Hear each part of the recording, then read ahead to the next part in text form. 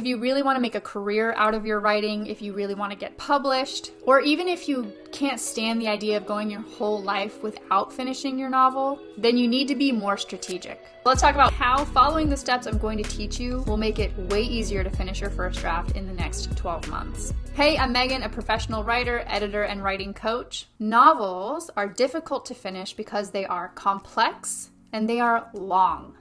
Those are the magic ingredients that make it really hard to reach the finish line. And guess what? We live in a world that is training us every day to prefer what is simple and short. One of the problems we face going into writing a novel is thinking that it will be simple and short when it will not. We don't learn or go into it knowing that we need to take our time and think about our stories critically. We just have an idea, we want to get it down on the page as fast as possible. Trying to rush through a messy draft because you'll clean it up later is not strategic. Tossing together a basic outline and hoping you've covered all your bases is not strategic. Now, I personally ascribe to the mindset of if there's anything I can do to speed up the process without sacrificing quality, I want to do that. Because with my first two novels, what I learned was I could have avoided spending more time on them. Those novels didn't have to take me 6 years. So knowing that novels have these two perfect ingredients of complexity and length, depth, and that makes them difficult to finish, not to mention how we can get in our own way. What can you do to give yourself the best shot at finishing your novel?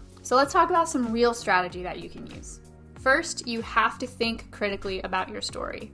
An idea, a feeling, a concept, a vibe is not enough to carry a novel. The kind that makes, a reader cry or like throw your book across the room when you kill off their favorite character.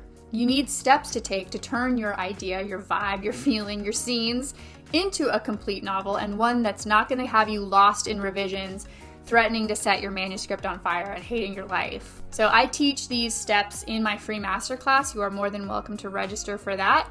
But essentially, you'll want to anchor your story to your main character's arc. You need to get to the heart of your story, and that heart is how your main character changes throughout the story because of the story. Which means you need to get to know your main characters. And personality profiles and all of that is a great place to start, but most of us do not go deep enough into character development. So after you anchor your story to your main character's arc, you're going to want to align every character with that arc. That way, every single character is intentional and involved in your story. They connect to that arc in a really meaningful way. You should know how they're going to impact your main character, either for the better or for the worse, as your character is going on their arc. From there, you'll want to map your main character's major emotional milestones, and then connect those milestones with plot. And that's how you develop an idea into a complete novel every single time without sacrificing your creativity or creating some formulaic plot. Again, I'd highly suggest registering for my free masterclass so you can walk through those in more detail. But the first strategy you want to implement to give yourself the best shot of finishing your novel faster is to think critically about your story by going through these steps. The second step is to do some mindset work. Mindset, I feel like, is such a word that's thrown around so often that it's like, what does that even mean anymore? It doesn't mean anything. We've said it so many times. But as a writer, you probably know how much you get in your own way already. It's incredibly easy. Like, for example, I have done all of these. I compare myself to the 21-year-old Instagram writers who just got a 3-book deal.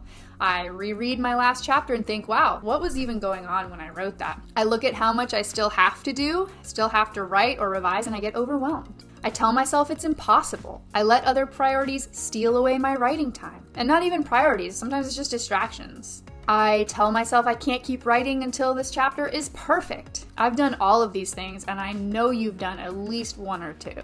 So that's why the second step to making it easier to finish your novel is being fiercely committed to strengthening your mindset.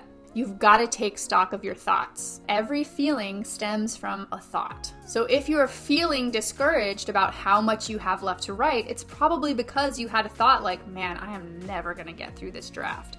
Or maybe you looked at your word count and you thought about your goal. It seemed really far away, and so then you felt discouraged. So take some time to notice, really notice, what thoughts are you allowing in? And how are those dictating the way you feel? And get really practical here. Write them down. Write them down. When you start feeling discouraged, ask yourself, what thought did I have that led me to feel this way? Write that sucker down so you can see it. And those thoughts didn't just happen to you. You've been practicing and rehearsing them over and over. So one big way to shift your mind is to shift your thoughts. What are you repeating? What is on replay in your head all the time? And you're gearing up for a marathon here. And if you ask anyone who runs a marathon or an endurance activity, they're going to say how you think about it will impact your performance. And then once you do that, you can start replacing those thoughts with stronger ones. Take those thoughts to the gym and put them through some reps. Instead of, I'll never finish this draft, so what's the point of writing today? You could say, I definitely won't finish my draft if I don't write today. Or, writing is exactly how I get to my finished draft. I have the opportunity to write today, and that's amazing. I'm really grateful. I want to be a published author, and published authors would sit down and write. Instead of, this chapter isn't where I want it to be, maybe it's, this chapter's written.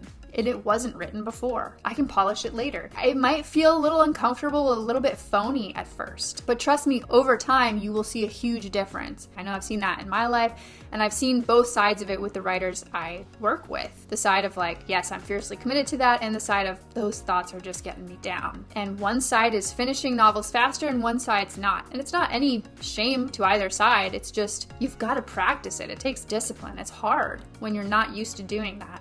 But it's so, so beneficial. So that's step 2.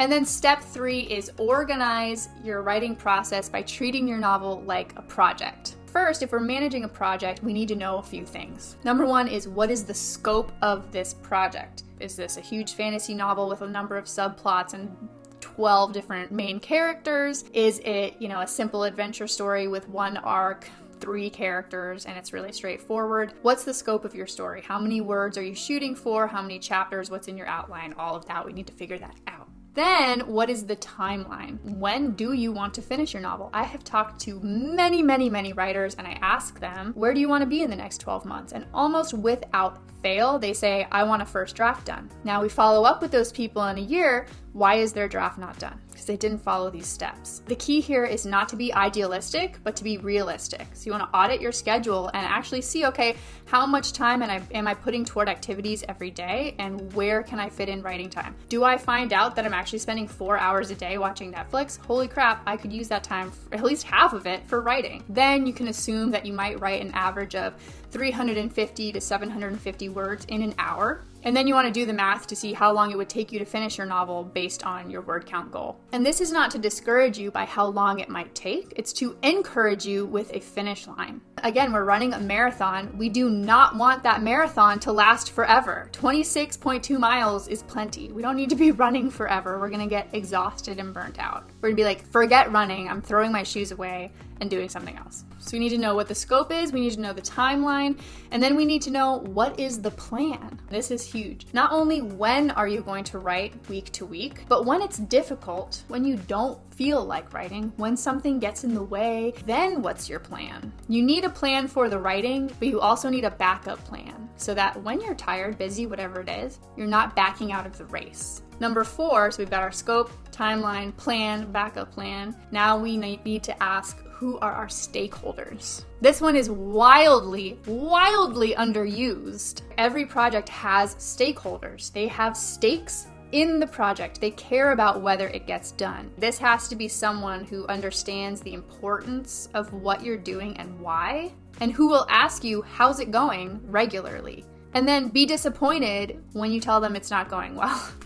It needs to be someone who will keep you accountable and actually encourage you to continue moving toward your goal, to keep cheering you on as you're running the marathon, right? We don't want someone standing on the sidelines cheering for us and then they go, oh, it's okay if you stop running. Yeah, whatever, it doesn't matter. Come on, I'll get you some water, you can sit down. No, we want to make it to the finish line. So find your stakeholders. For this, I would invite you to book a monthly check-in with me. This is where we can talk through your scope, your timeline. We create a plan for you and then I help keep you accountable. Or you can join my Thursday night workshop and you'll get weekly touch points with other writers who will be excited to see your progress. And when you stop writing, they'll be like, where's your next chapter? Because I want to read it. So we will carve out the writing time for you. All you have to do is show up and your stakeholders are built in. So don't tell me you have no options for stakeholders in your life. Those are 2 you can use right there. So step 1, anchor and align your story.